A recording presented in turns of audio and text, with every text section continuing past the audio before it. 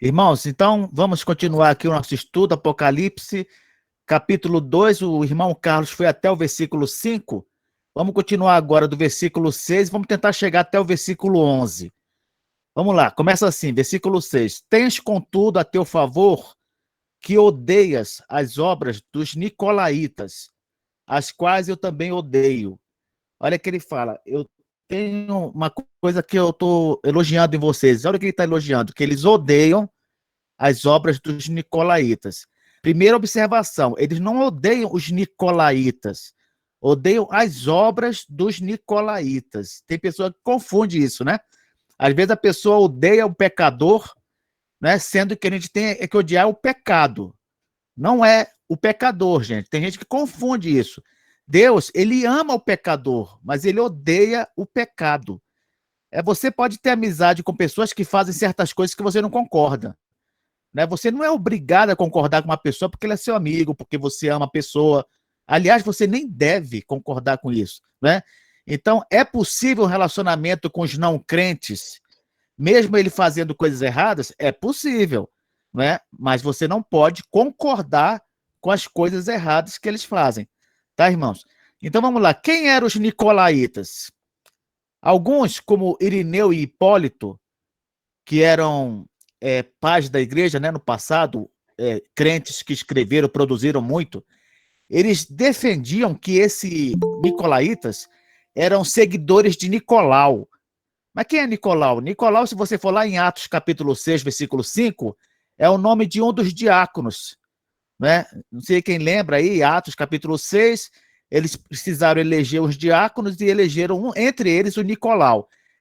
E aí alguns acreditam, né, alguns estudiosos, com base nesse testemunho aqui de Irineu e Hipólito, que eram seguidores de Nicolau, ou seja, Nicolau teria se desviado da fé, começou a ensinar heresias, e aí esses seguidores dele eram chamados de nicolaítas.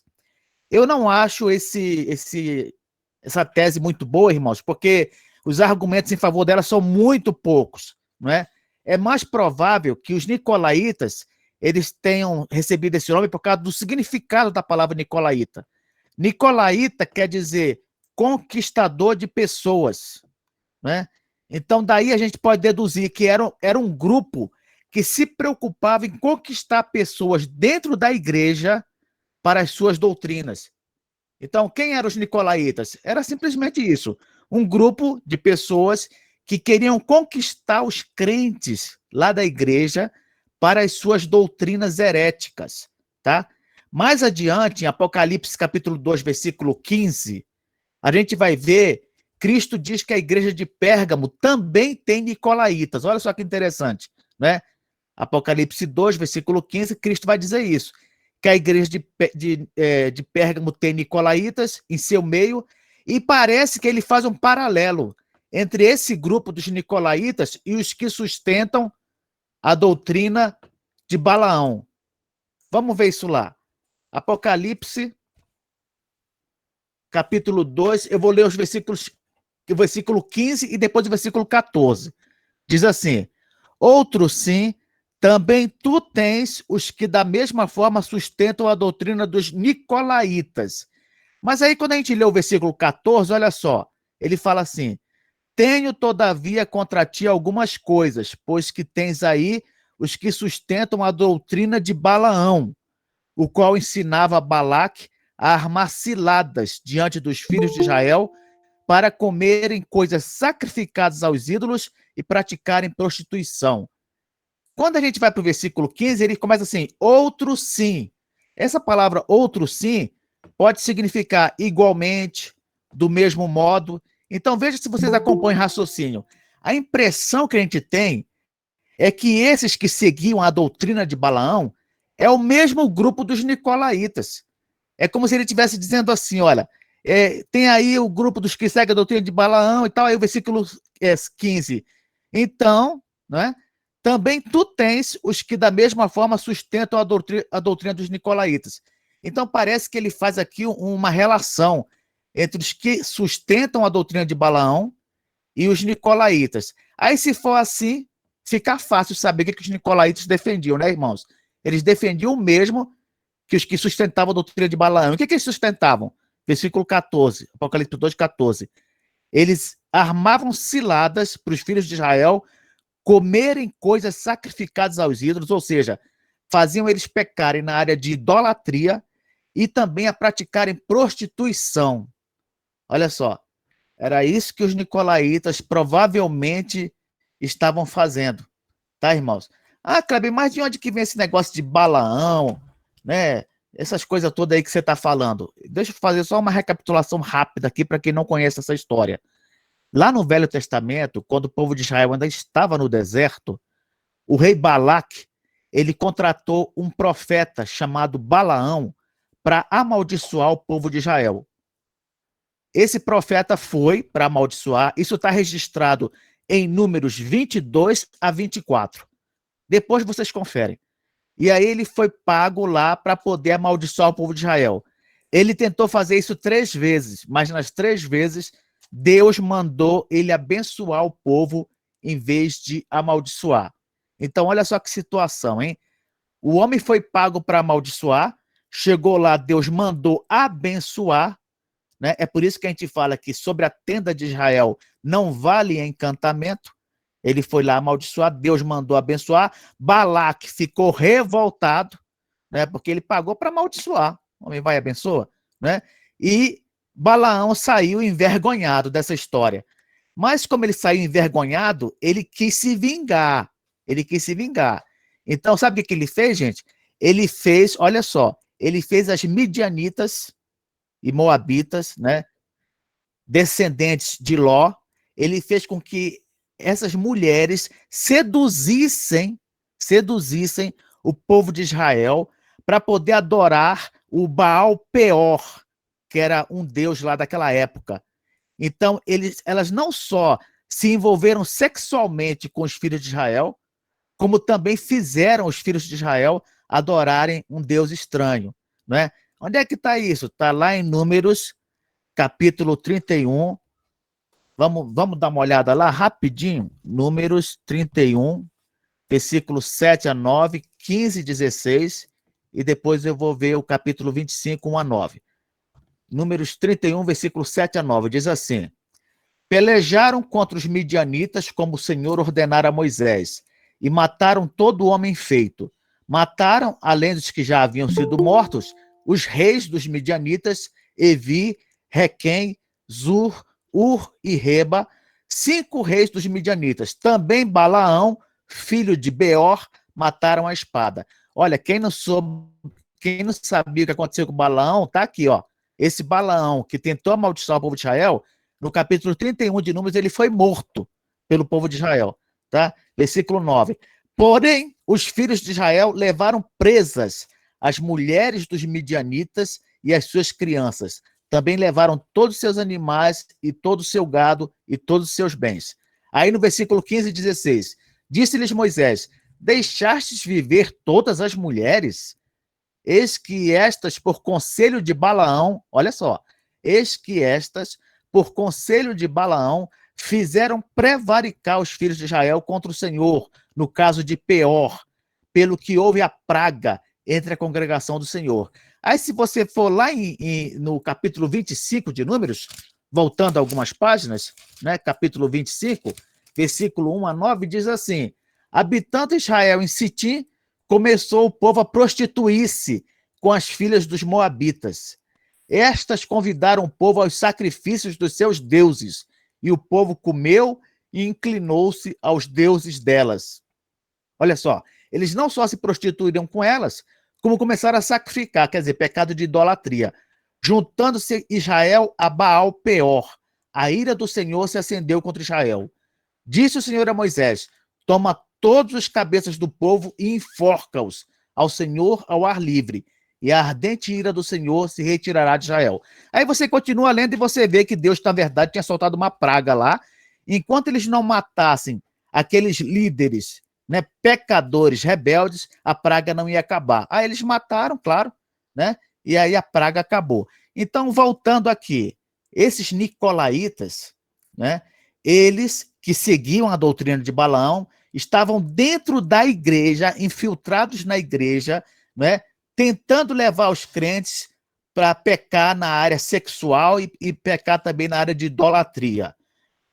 Todas as cidades daquela época tinham muita oportunidade para você praticar idolatria, não é, irmãos? Além de, na antiguidade, todos os povos serem politeístas, nós sabemos que eles sacrificavam coisas aos ídolos, as pessoas podiam comer coisas sacrificadas, né? Podiam adorar a César, né? Que era o imperador. Então, não faltava oportunidade para pecar nessas áreas. O que os irmãos tiram de lição aqui, irmãos? Olha só, foram as mulheres que levaram os crentes ali ao pecado, né? A praticar coisas erradas e tal, porque não eram mulheres crentes, claro. Então, aqui cabe uma observação com respeito a casamento misto, viu, irmãos? Olha, casamento misto é uma coisa que a gente implica, não é simplesmente porque quer implicar, não. É porque não é da vontade de Deus que um homem crente, se case com uma mulher que não é crente e vice-versa. Não é. Isso só dá dor de cabeça e só dá trabalho. Se a pessoa se converte depois, né? Ela já estava casada e se converte, só o homem se converte, por exemplo, é claro que há uma orientação bíblica para não deixar o cônjuge, né? Vamos trabalhar, vamos orar para que se converta. Mas enquanto não se casou ainda, nada de se envolver com pessoa que não é crente, né? Eu fico bobo de ver como muitas igrejas aí há adolescentes que namoram com meninas que não são crentes, quer dizer, os pais acham que não tem nada a ver, não se importam. Daqui a pouco esses adolescentes vão estar casando com pessoas que não são crentes. Então aí um alerta para os pais também, tá, irmãos? O prejuízo de se envolver com pessoas que não são crentes são muito grandes, muito perniciosos à nossa fé. E a gente tem a prova disso aqui, ó, na história de Israel, aqui na igreja também, não é? O que mulheres não crentes e homens não crentes podem fazer em termos de estrago, né? E aqui, olha que interessante, Jesus fala, eu tenho elogio, vocês odeiam as obras desses nicolaítas, as quais eu também odeio. Jesus falando, hein? As quais eu também odeio. Aí a pessoa fala assim, gente, eu nunca vi Jesus falando desse jeito, que ele odeia alguma coisa, né? Porque a pessoa fala, o Jesus dos evangelhos, ele não era assim, né? Ele nunca, eu vi ele falando que odeia o pecado e tal. Irmão, deixa eu falar uma coisa para vocês. Às vezes, a gente não vê algumas coisas na Bíblia porque a gente não procura, não presta atenção, tá? Mas Jesus, esse Jesus que no Apocalipse fala diretamente contra o pecado, é o mesmo Jesus dos evangelhos. Não tem diferença, é o mesmo. A prova disso, irmãos, por exemplo, é que ninguém falou mais de inferno do que Jesus. Você sabia disso? Ninguém falou mais de inferno do que Jesus. Se você olhar Mateus, esses textos aqui, ó, Mateus 5, 22 a 29, vou ler, né? Olha só o que acontece aqui. Jesus falando em Mateus 5, 22 e 29. Ele fala assim, eu, porém, vos digo que todo aquele que sem motivo se irá contra seu irmão estará sujeito a julgamento. E quem proferir um insulto a seu irmão estará sujeito a julgamento do tribunal. E quem lhe chamar tolo estará sujeito ao inferno de fogo. Versículo 29. Se o teu olho direito te faz tropeçar, arranca-o e lança-o de ti, pois te convém que se perca um dos teus membros e não seja todo o teu corpo lançado no inferno. Olha que coisa, hein? Se você olhar, versículo 30, se a tua mão direita te faz tropeçar, corta e lança de ti, pois te convém que se perca um dos teus membros e não vá todo o teu corpo para o inferno. Capítulo 10 de Mateus, versículo 28. Olha o que aqui diz. Não temais os que matam o corpo e não podem matar a alma. Temei antes aquele que pode fazer perecer no inferno tanto a alma como o corpo. Capítulo 11, versículo 23. Tu, Cafarnaum, elevar-te-ás porventura até o céu? Descerás até o inferno. Porque se em Sodoma se tivessem operado os milagres que em ti se fizeram, teria ela permanecido até o dia de hoje. E vamos lá para Mateus 23, versículo 33. Olha só que coisa forte aqui, Mateus 23, 33. Serpentes, raça de víboras, como escapareis da condenação do inferno? Olha aí. Mas é um Jesus diferente. Não, não tem Jesus diferente, não. É porque, às vezes, A gente só foca um aspecto da pessoa de Jesus, né, e ignora outros. É o mesmo Jesus, né? É claro que nesta primeira vinda de Cristo, ele trouxe uma porta de oportunidade, né, irmãos? Ele abriu aí para a conversão das pessoas, para a pregação do evangelho e tudo. Agora, não pense que o Jesus da segunda vinda vai ser exatamente assim também, não. Porque aquilo que ele condenou na primeira vinda, né, ele vai demonstrar a contrariedade dele contra tudo isso na segunda vinda, quando ele exerceu o juízo. Então, o Jesus, irmãos, que a gente tem que conhecer é aquele Jesus, não é, que é duro com o pecado, é rígido com o pecado e ao mesmo tempo ele é terno com o pecador arrependido. Esse é Jesus Cristo, tá? Então, vamos juntar os textos para ter uma imagem mais completa de Jesus, uma imagem mais equilibrada, né? Então, aqui ele elogia, ó, eu estou elogiando vocês porque vocês odeiam essas obras pecaminosas. Olha que beleza. E essas obras eu também odeio, tá? Então, a igreja que faz vista grossa, né, para o pecado, tem igreja aí que não disciplina, não sei se eu já falei para os irmãos, tem igreja que só falta até se orgulhar porque não disciplina seus membros, né? Isso aí, irmãos, aos olhos de Cristo, isso aí é uma piada, né? Se nós odiarmos o pecado, nós vamos ser elogiados por isso. Se nós disciplinarmos, nós vamos ser elogiados por isso, né? Porque Jesus também é assim, tá? Então, continuando aqui, versículo 7. Quem tem ouvidos, ouça o que o Espírito diz às igrejas. Ao vencedor, dar-lhe-ei que se alimente da árvore da vida, que se encontra no paraíso de Deus. Olha só como é que ele começa aqui, olha. Quem tem ouvidos, ouça o que o Espírito diz às igrejas. Então, a mensagem, resumindo, todos que são capazes de ouvir, deveriam ouvir o que o Espírito diz às igrejas. Mas quem são essas pessoas, Kleber? São aquelas pessoas que foi tirado o véu e elas entendem perfeitamente o que Deus quer dizer. Somos nós, crentes, né? Para nós, a Bíblia, ela é um livro aberto, né? As coisas espirituais, os crentes conseguem discernir. Então, se Deus está falando coisas para você aqui na palavra de Deus, aqui no Apocalipse, você está entendendo? Então, presta atenção.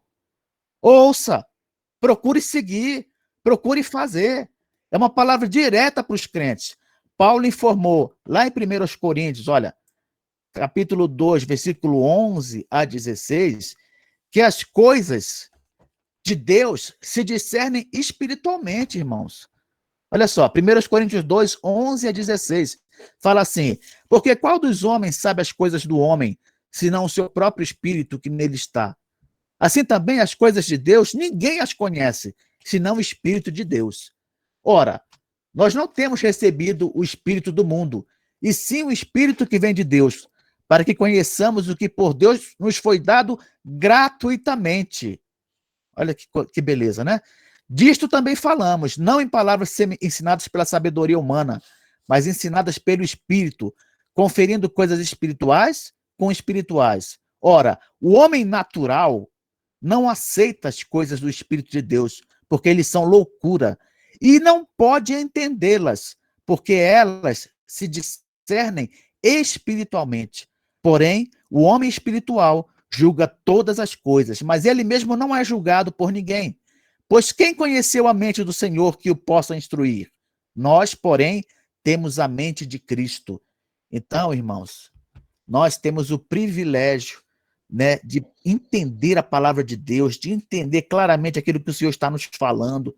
E nos cabe valorizar isso. Como?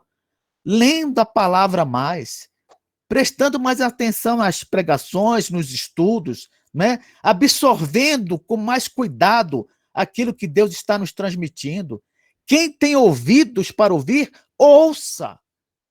Essa é a mensagem para a igreja, das 7 igrejas lá da Ásia Menor, para a igreja dos dias de hoje, para a igreja presbiteriana Águas Vivas. Quem tem ouvidos para ouvir, ouça, não é? O que o Espírito diz às igrejas, a todas as igrejas, né? E ele continua, ao vencedor, olha só, irmãos, essa notícia aqui é maravilhosa. Ele fala, ao vencedor vou dar que se alimente da árvore da vida. Você já pensou em se tornar um vencedor sem disputa, sem concurso, sem competição? Pois é. É isso que é o reino de Deus. Olha, nós somos vencedores sem disputa, sem concurso, sem competição. Nós todos já somos vencedores.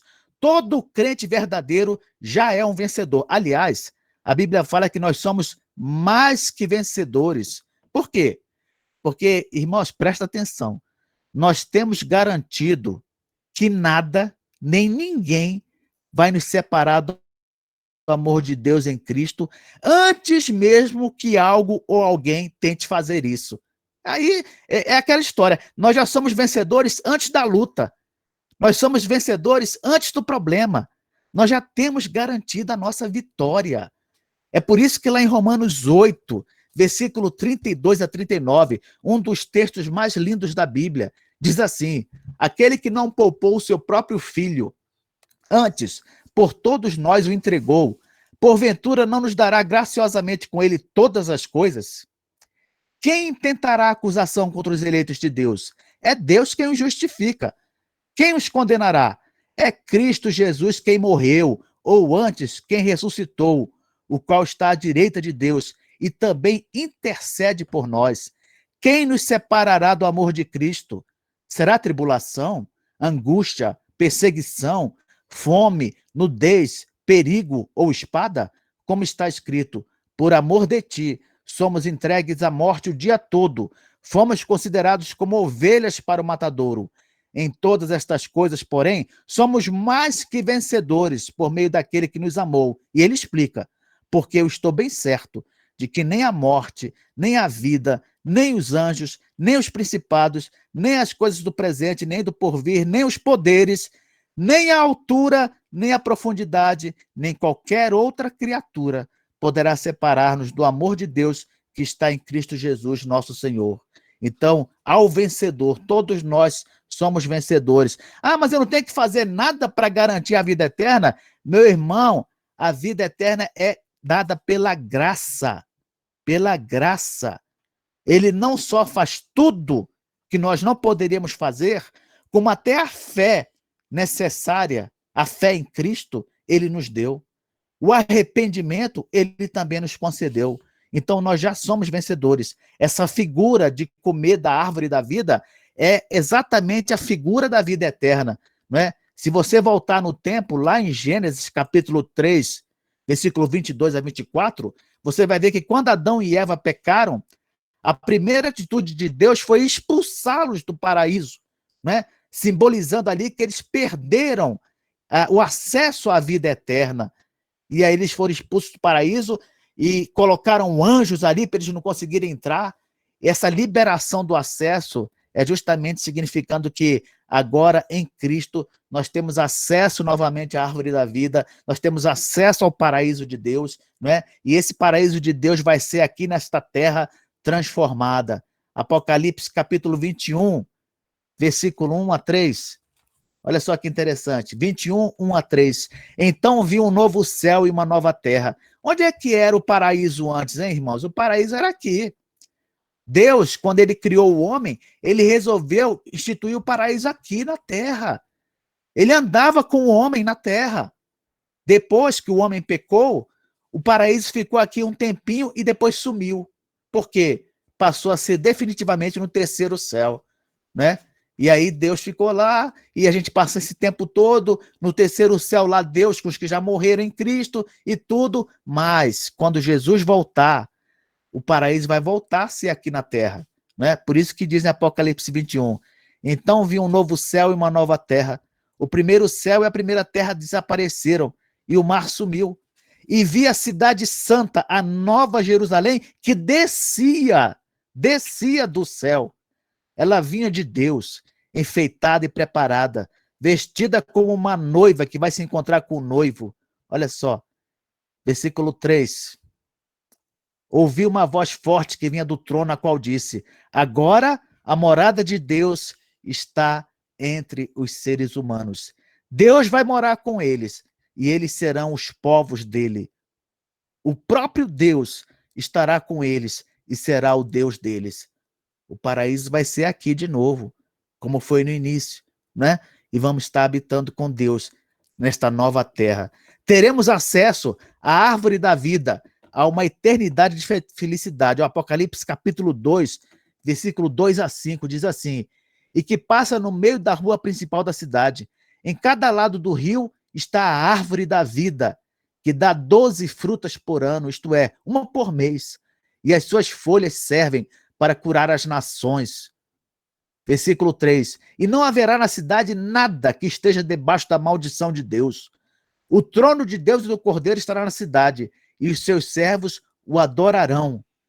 Verão o seu rosto, e na testa terão escrito o nome de Deus. Ali não haverá mais noite, não precisarão nem de luz de candelabros, nem da luz do sol, pois o Senhor Deus brilhará sobre eles, e reinarão para todo sempre. Né? Essa é a promessa. Vamos ter acesso à árvore da vida, à eternidade, com os nossos queridos e com Deus. Versículo 8. Vamos passar para a próxima igreja agora, irmãos. Tá? Eu queria só fazer uma observação antes de passar para a próxima igreja, que é o seguinte. Vocês percebem aqui que essa palavra, irmãos, foi uma palavra de incentivo, né?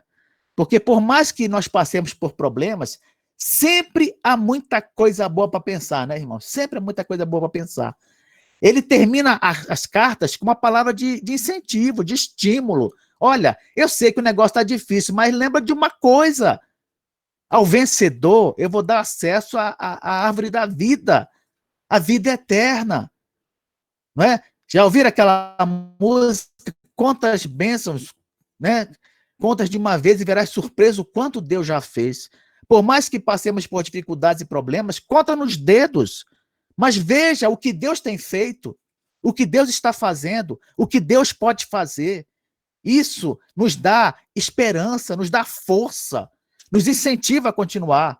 Então é assim que a gente tem que pensar, irmãos. Há problemas, Kleber? Há problemas, não vamos negar. Não vamos fingir que não existem, mas vamos lembrar que Deus pode tudo, que Ele está ao nosso lado. Cristo é aquele que anda no meio das igrejas, dos candeeiros, né? É Ele que tem tudo nas mãos. Vamos pensar assim. Versículo 8. Ao anjo da igreja em Esmirna, escreve: estas coisas diz o primeiro e o último, que esteve morto e tornou a viver. Lembra que eu falei para vocês, irmãos, aquela mensagem de estímulo, incentivo? Jesus, quando ele dita as cartas para João escrever, ele procura dar uma palavra de incentivo, tanto no começo da carta quanto no fim da carta. No começo da carta, ele procura incentivar dando uma característica dele. Olha só que interessante, né?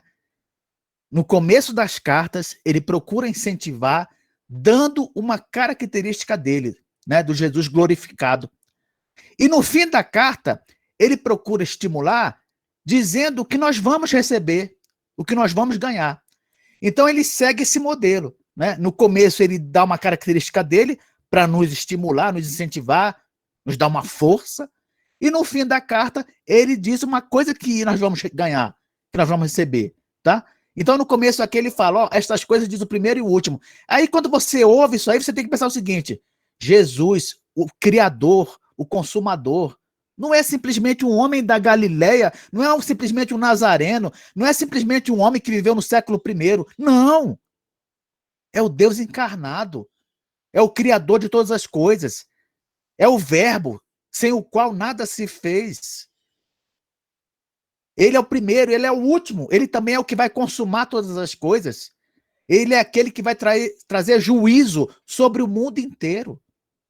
Que esteve morto e tornou a viver. É aquele que foi morto. Mas ao contrário dos mártires deste mundo, ele está vivo. Onde está Buda? Onde está Maomé? Onde está Joseph Smith? Onde está Ellen White? Onde estão todos esses que são seguidos até hoje? Todos estão mortos, e se você procurar, você vai achar o túmulo deles. Este, porém, está vivo. Ele vive.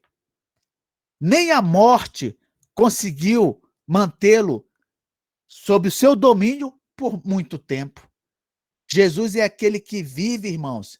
E aqui ele está falando, eu estive morto, mas eu tornei a viver.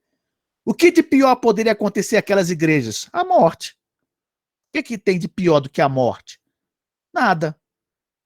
Ora, se a morte é o pior que pode acontecer, eis aqui a boa nova. Eu estive morto, mas tornei a viver. Mesmo que todos nós venhamos a morrer, olha só, estou colocando já o pior problema de todos, né? Não ficaremos mortos, porque a morte para nós vai ser só um momento, irmãos. É só um abrir, né? Um fechar, um abrir de olhos, só isso. Estaremos com Cristo na glória. Então, nada é maior do que as bênçãos do porvir. Essas palavras nós temos que estar sempre lembrando. Ah, vem os problemas? Ah, eu vou pensar nas características de Cristo. Vou pensar em quem Cristo é. Vou pensar no que Cristo fez. Vou pensar no que Cristo vai fazer. Quando nós estivermos com dificuldades, com problemas, com adversidades, nós temos que trazer à memória aquilo que pode nos dar esperança. E o que pode nos dar esperança, Kleber? Cristo, suas características. Essas características que ele cita aqui. Isso pode dar esperança. Então aqui ele começa já incentivando. Olha, eu sou o primeiro, o último. Eu sou aquele que esteve morto, tornou a viver. E agora ele diz: conheço a tua tribulação, a tua pobreza, mas tu és rico. E a blasfêmia dos que a si mesmos se declaram judeus e não são, sendo antes sinagoga de Satanás. Olha só como é que ele diz: conheço a tua tribulação, a tua pobreza, mas ele ressalta: mas tu és rico. É interessante isso, irmãos, porque a palavra pobreza aqui no grego, né? A palavra pitucheia, aqui, ó, pitucheia, ela se refere a uma situação de miséria mesmo, miséria. Sabe aquela miséria de mendigo? Né? É uma miséria extrema. Era uma igreja muito pobre. Quando a gente pensa que ele citou tribulação e depois citou pobreza, a gente pode deduzir, irmãos, que talvez uma das causas da pobreza dessa igreja seja justamente a tribulação que estavam passando. Como assim? Os cristãos, eles eram perseguidos, irmãos. Eles eram perseguidos tanto pelos não crentes, pelos gentios, como pelos judeus, né? Para os gentios, eles eram loucos, né? Eram loucos. Ficar pregando aquela religião, aquele Jesus, um homem que chegou até a ser crucificado. Eles pensavam, esses cristãos são doidos, né? Achavam também que os cristãos, eles eram muito diferentes, porque eles só adoravam a um Deus. Fora isso, tinham os judeus que ficavam pegando no pé dos cristãos, né? Porque não reconheciam Jesus como Messias. Então, tudo isso gerava muito problema, irmãos. Por exemplo, eles não conseguiam emprego com facilidade, né? Como eles eram discriminados, eles não conseguiam emprego com facilidade, né? Sempre que ia a julgamento por alguma coisa, os magistrados eram mais favoráveis àqueles que não eram crentes, né? A perseguição era muito grande. O próprio governo, o império perseguia eles. Eles muitas vezes tinham suas residências, né, expropriadas, eram tiradas deles. Então, eram pessoas que sofriam demais, muita tribulação. E essa tribulação certamente afetava a vida deles materialmente. Mas aqui Cristo está falando, mas você é rico. Você é rico. Como assim? Eu estou aqui na miséria, eu sou rico. Você é rico espiritualmente. Você é rico espiritualmente. Porque para este mundo, o que importa é o que nós temos. Para Deus, o que importa é o que nós somos. Para Deus, antes ser do que ter. Isso é muito mais importante. Não adianta nada acumularmos bens e acharmos que isso é sinal da bênção de Deus, quando nós vemos na Bíblia que riquezas materiais fazem parte da graça comum. Isso é tão menos importante para Deus que ele dá isso para todos. Dá para crentes e não crentes. Aquilo que realmente importa, Deus dá para os crentes. Para os crentes. É por isso que quando aquele homem ficava calculando, quantos bens eu tenho, eu vou fazer mais um celeiro, vou juntar mais isso e aquilo, vou juntar mais dinheiro, vou juntar mais bens, vou ter mais propriedades e tudo. E ele ouviu uma voz que dizia, louco! Esta noite pode pedir tua alma. E o que você tem? Para quem vai ser? para quem vai ser. Ah, mas era uma igreja miserável, uma igreja de gente pobre, uma igreja que não tinha nada e tudo, mas era rica. Era uma igreja rica. Dá até vergonha quando a gente vê essas igrejas de hoje em dia que associam, né, de forma exagerada a bênção de Deus com coisas materiais. Né?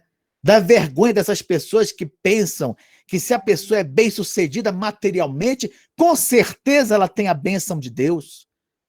E outros que acham que aqueles crentes que têm uma situação economicamente inferior são crentes de segunda categoria.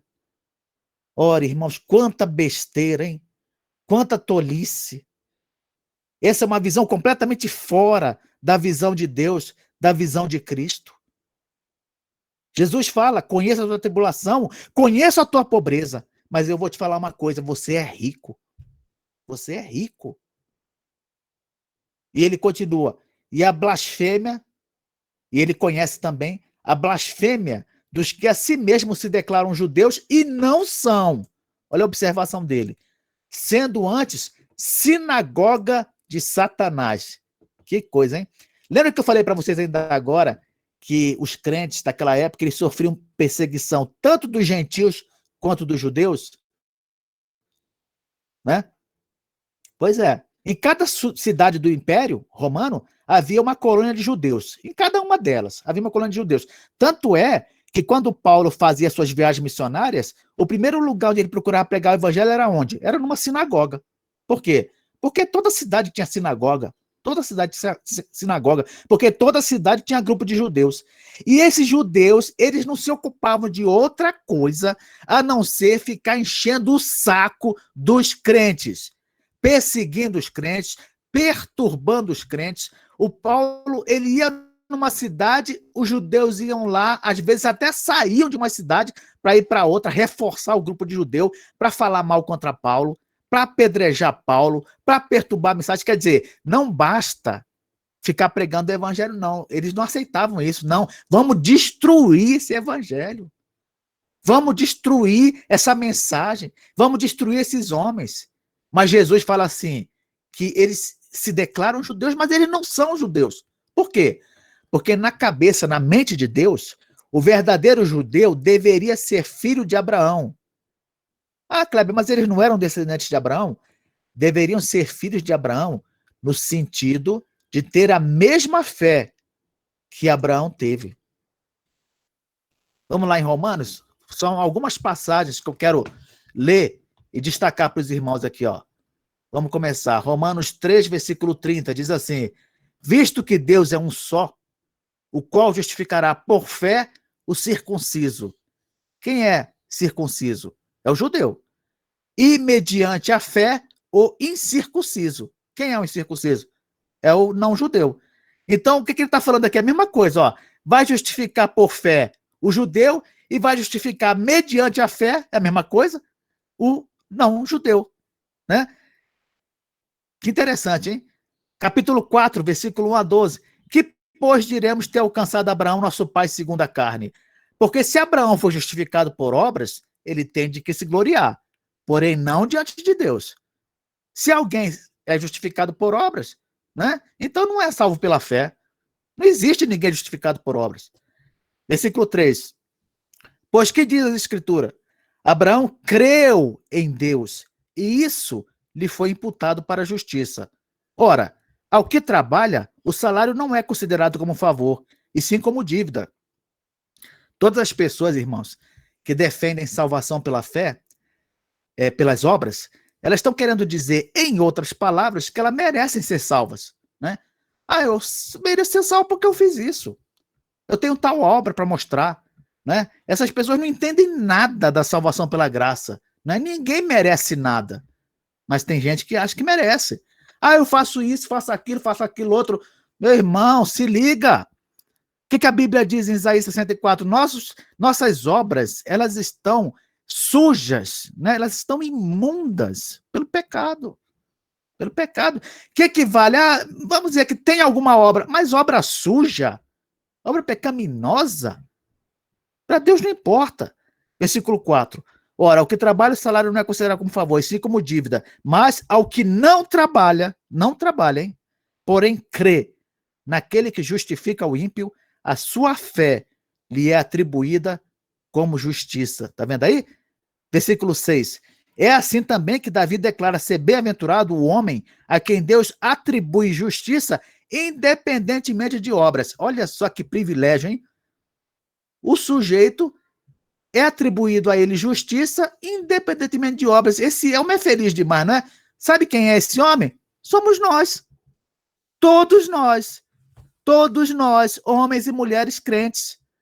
Somos nós, esse privilegiado que Davi cita aqui, ó, que recebeu a justificação, independentemente de obras. Versículo 7. Bem-aventurado aqueles cujas iniquidades são perdoadas e cujos pecados são cobertos. Bem-aventurado o homem a quem o Senhor jamais imputará pecado. Vem, pois, esta bem-aventurança exclusivamente sobre os circuncisos, ou seja, sobre os judeus, ou também sobre os não-judeus? Visto que dizemos, a fé foi imputada a Abraão para a justiça. Como, pois, lhe foi atribuída? Como é que a fé foi atribuída a Abraão? Estando ele já circuncidado ou ainda incircunciso? Não no regime da circuncisão, e sim quando incircunciso. Olha só, Abraão, ele nem tinha feito a circuncisão ainda, e ele já era justificado pela fé.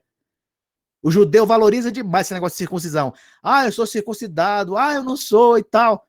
Isso não importa. Abraão foi justificado pela fé antes mesmo de instituída a circuncisão. Versículo 11. E recebeu o sinal da circuncisão como selo da justiça da fé que teve quando ainda incircunciso, para vir a ser o pai de todos os que creem. Esses são os verdadeiros filhos de Abraão. Aqueles que creem. É por isso que a gente costumava cantar na igreja, Pai Abraão, né? Pai Abraão tem muitos filhos. Muitos filhos ele tem. Eu sou um deles, você também. Louvemos ao Senhor. Lembra? É isso, né? Nós somos filhos de Abraão, porque nós seguimos nos passos da fé que Abraão teve. E aqui Jesus fala, esses judeus aí, eles são antes sinagoga de Satanás. E palavra dura, hein, irmãos? Vocês estão vendo que Jesus aqui, ele não está dando moleza, não.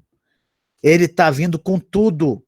Ele está acusando aqueles judeus lá de serem igreja de Satanás.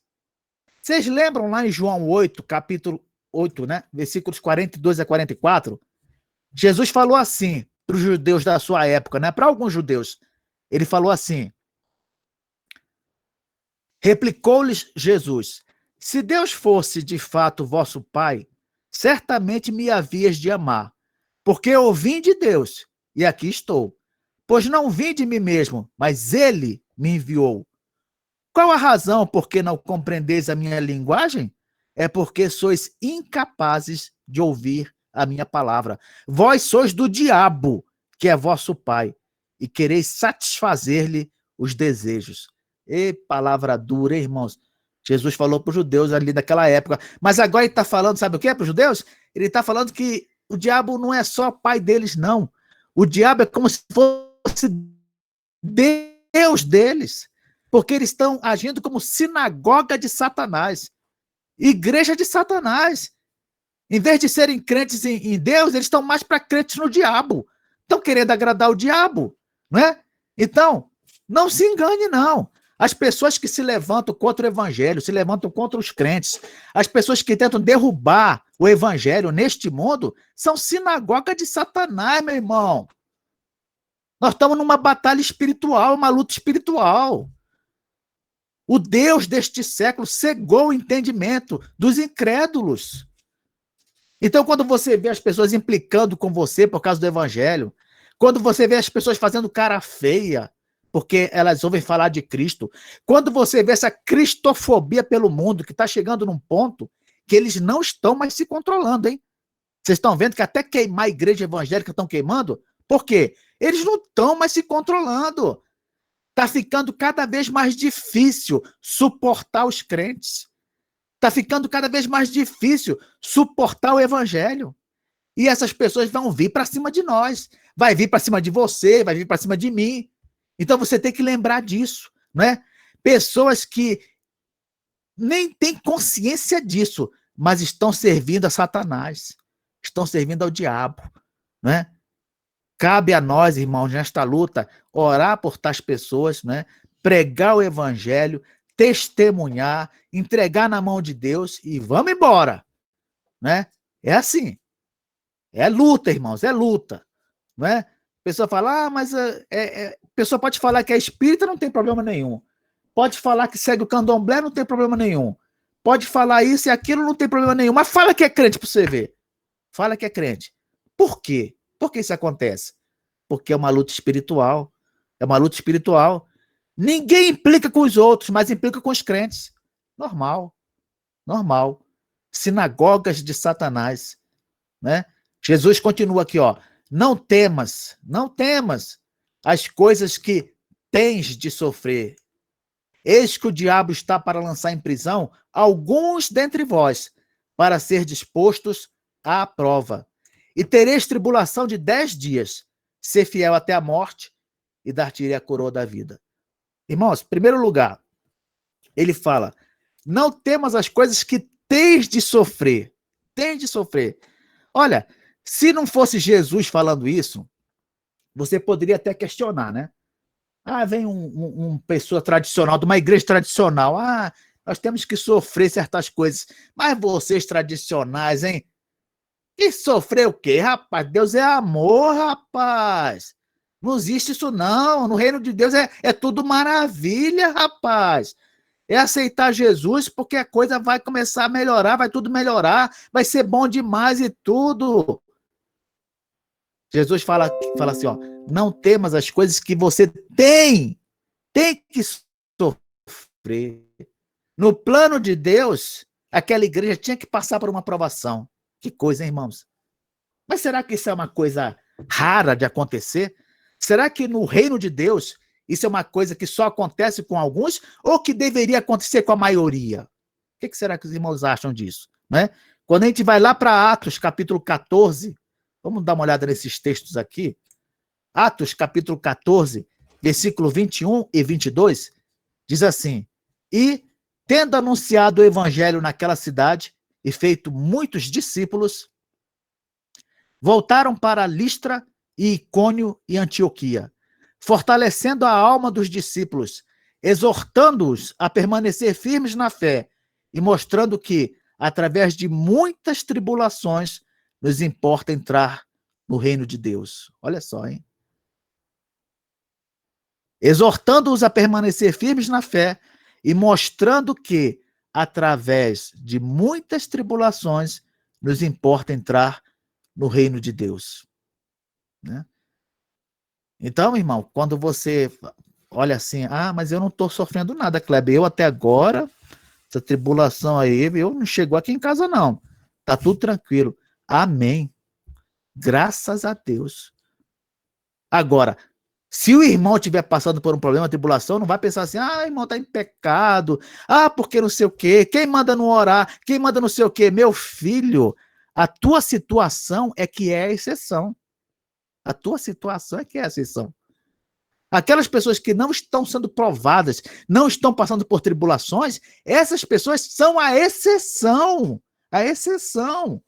À luz da Bíblia, o normal é que o crente ele passe por dificuldades. Por isso que Jesus falou, no mundo passais por aflições. No mundo passais por aflições. Em Hebreus, capítulo 2, versículo 10, diz assim, porque convinha que aquele, por cuja causa e por quem todas as coisas existem, conduzindo muitos filhos à glória, aperfeiçoasse por meio de sofrimento o autor da salvação deles. Olha só, o Messias, Jesus homem, ele foi aperfeiçoado, ou seja, ele amadureceu no seu ministério, né, por meio de sofrimento.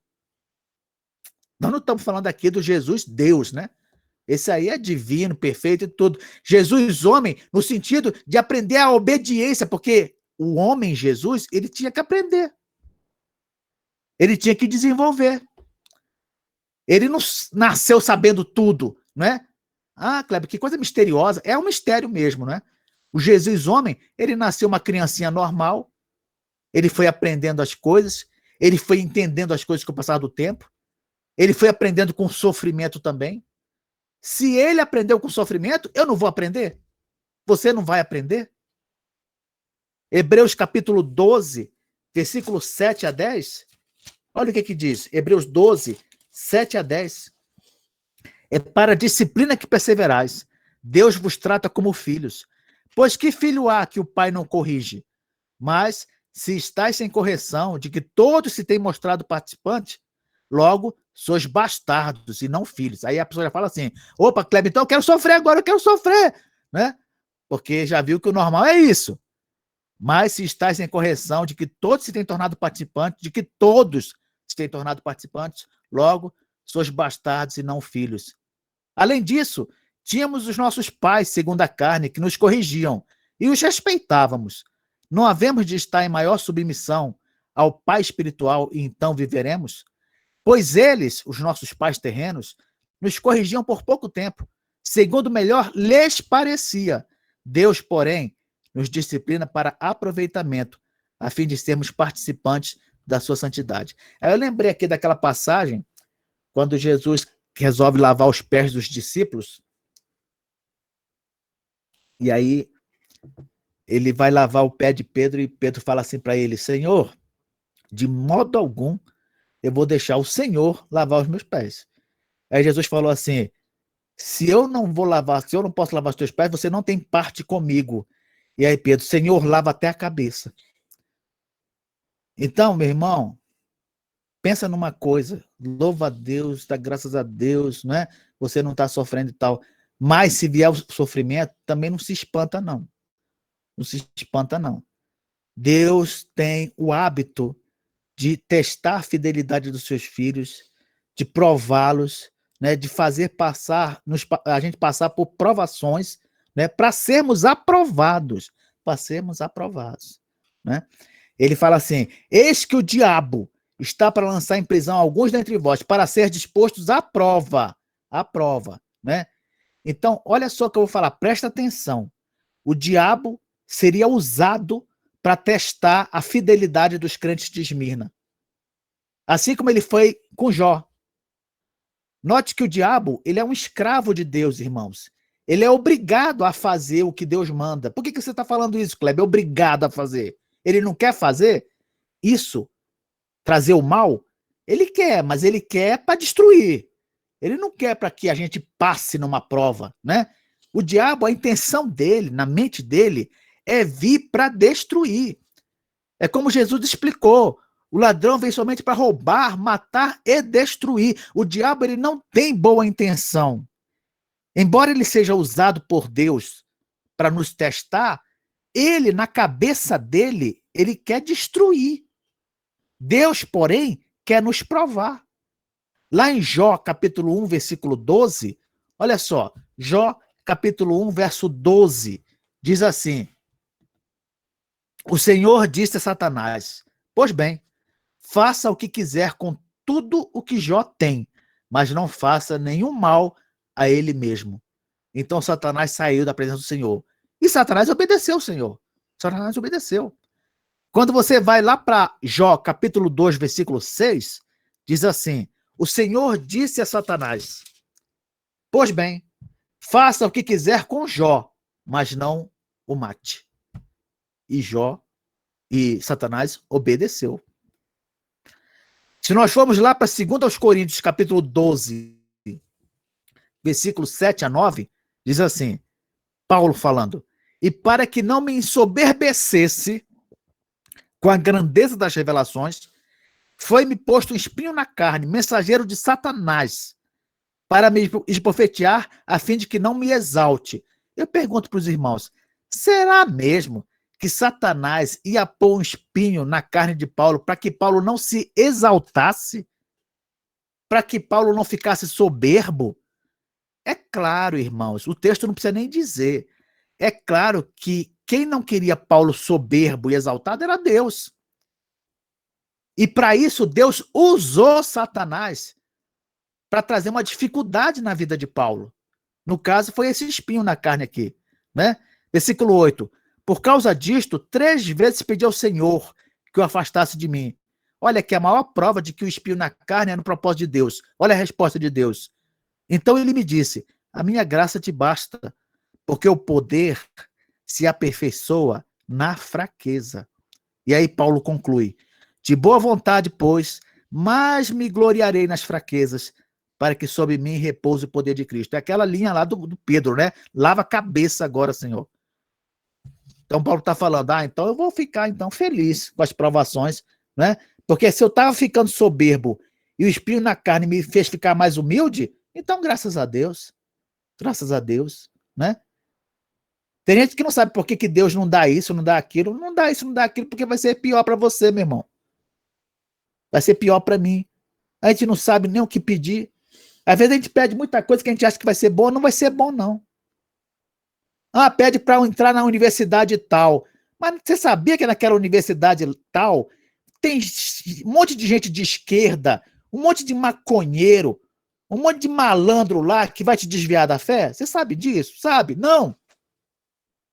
Deus não deixou entrar em tal universidade e tal. Deus sabe o que faz, rapaz. Deus não deixou tu conseguir aquele emprego lá. Poxa, batalhei tanto e tal. Rapaz, você não sabe de nada, rapaz. Você não sabe. Você não sabe o que aquele emprego iria trazer para sua vida. Não sabe aquele caminho, o que seria, né? Mas Deus sabe. Deus usa o diabo para nos provar, né? Aí você percebe, sabe o que, meu irmão? Que esse negócio de tentação e provação, na verdade, depende da perspectiva. Da perspectiva, né? Se for da perspectiva de Deus, é uma provação.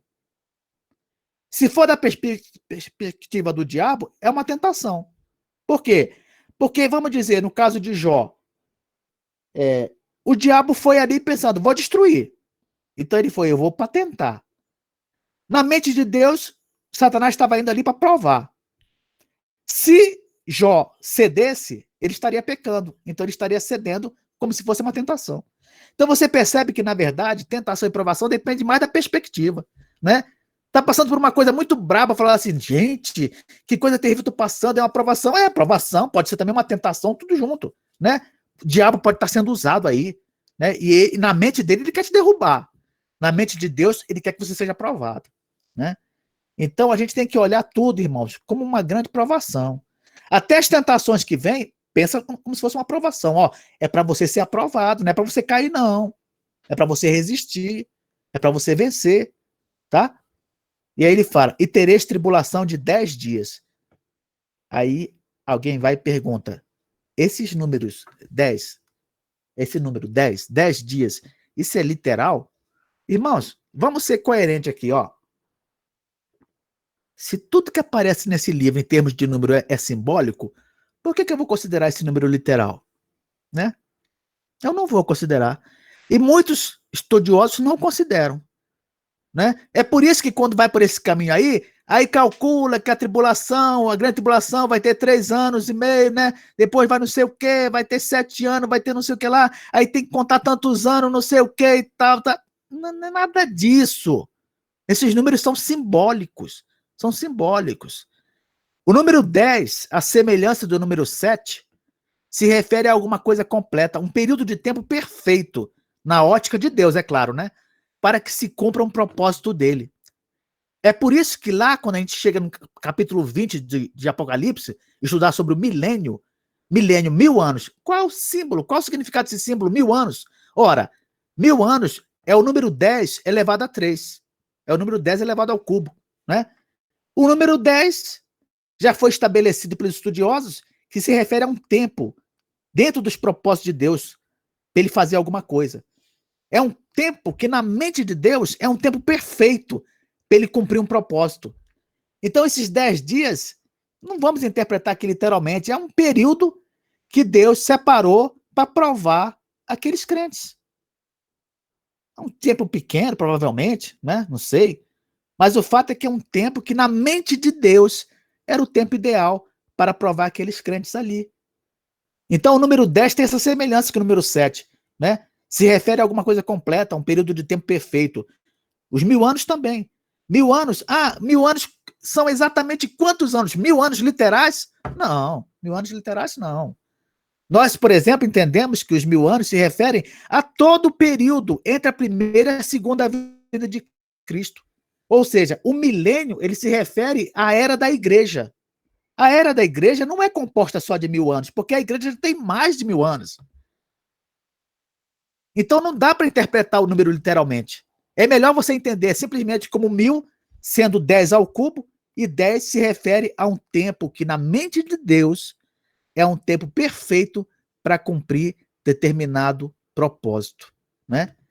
E aí ele fala assim: ser fiel até a morte e dar-te-ei a coroa da vida. Olha só, irmãos, vocês sabiam que muitas cidades ali da Ásia Menor, elas foram influenciadas pelos gregos, né? Porque, não sei se os irmãos sabem, mas antes mesmo do Império Romano, houve o Império Grego, né? Alexandre o Grande chegou a dominar toda aquela área ali. O helenismo, que a gente chama helenismo, é a influência grega sobre todas aquelas regiões. E aí os historiadores dizem que lá em Esmirna havia aqueles Jogos Olímpicos, sabe? Por influência dos gregos, claro, né?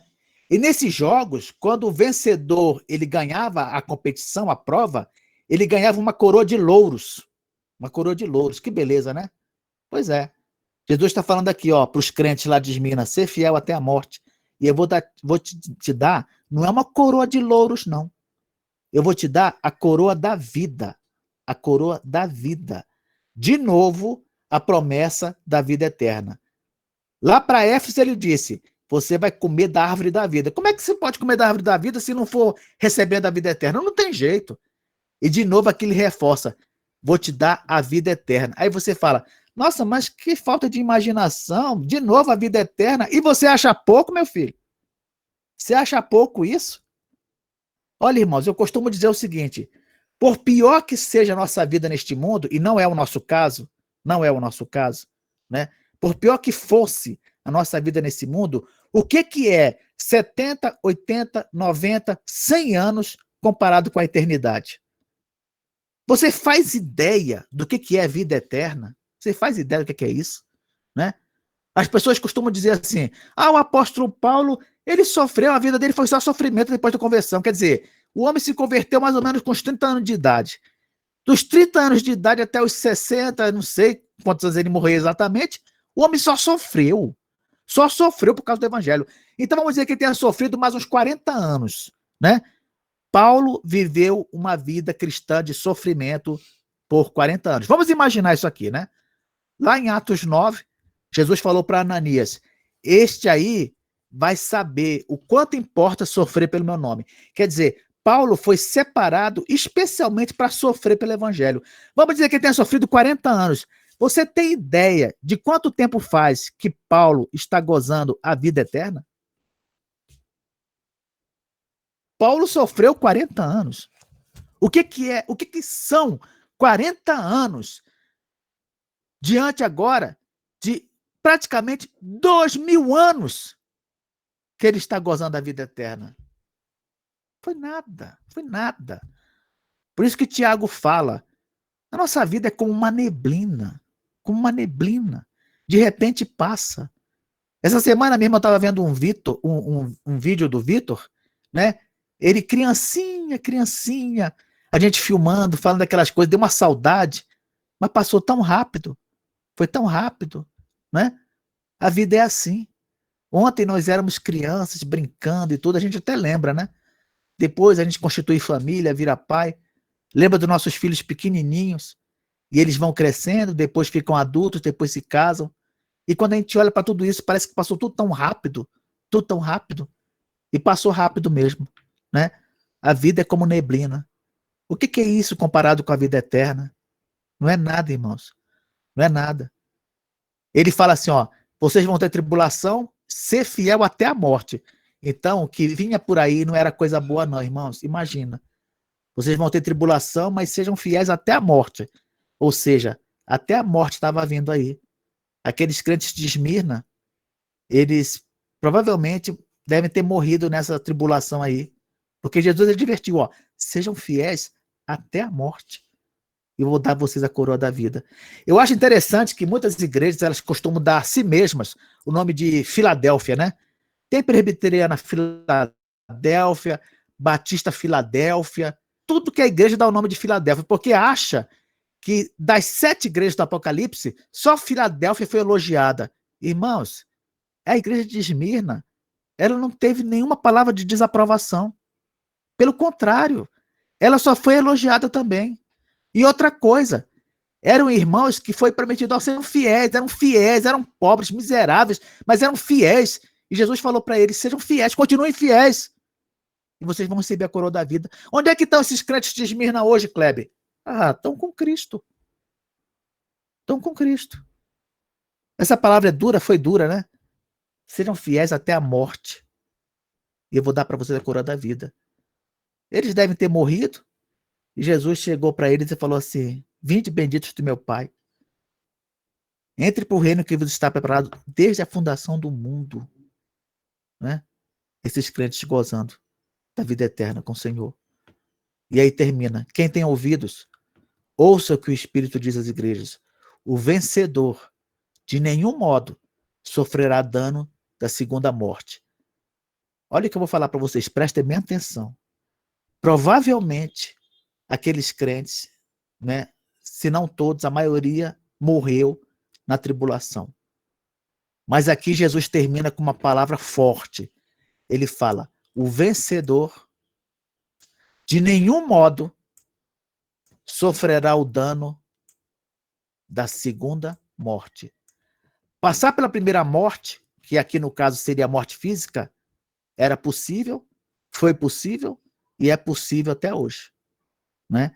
Mas nenhum de nós vai sofrer o dano da segunda morte. Kleber, o que é a segunda morte? De acordo com o Apocalipse, a segunda morte é o inferno final. Apocalipse capítulo 20, versículo 14 e 15. Vamos lá, Apocalipse 20, 14 e 15. Diz assim, então, a morte e o inferno foram lançados para dentro do lago de fogo. Esta é a segunda morte, o lago de fogo. E se alguém não foi achado inscrito no livro da vida, esse foi lançado para dentro do lago de fogo. Capítulo 21, versículo 8. Quanto, porém, aos covardes, aos incrédulos, aos abomináveis, aos assassinos, aos impuros, aos feiticeiros, aos idólatras e a todos os mentirosos, a parte que lhes cabe será no lago que arde com fogo e enxofre, a saber, a segunda morte. Então Jesus está falando agora para aqueles crentes, eles devem ter ficado meio abalados, né, quando ouviram isso aí, ó. Ser fiel até a morte, dar-te a coroa da vida. Eles devem ter ficado abalados. E aí Jesus fala assim, com aquele olhar terno, aquele Jesus que a gente conhece muito bem, olhou para eles e disse, o vencedor de nenhum modo vai sofrer o dano da segunda morte. Né? Vocês podem até morrer fisicamente, mas vocês não vão nem saber o que é inferno. Pelo contrário. Vocês vão saber o que é gozo, o que é felicidade, o que é alegria, o que é um lugar onde eu vou enxugar dos olhos toda lágrima. Né? É isso que ele está falando aqui para eles. E é isso que ele está falando também para nós, irmãos. Tá? Então vamos considerar essas palavras, né? E saber que, por pior que seja a situação, por pior que sejam as dificuldades, né? É este Jesus que está conosco, que nos garantiu: estarei convosco todos os dias, até a consumação dos séculos. Amém. Carlos.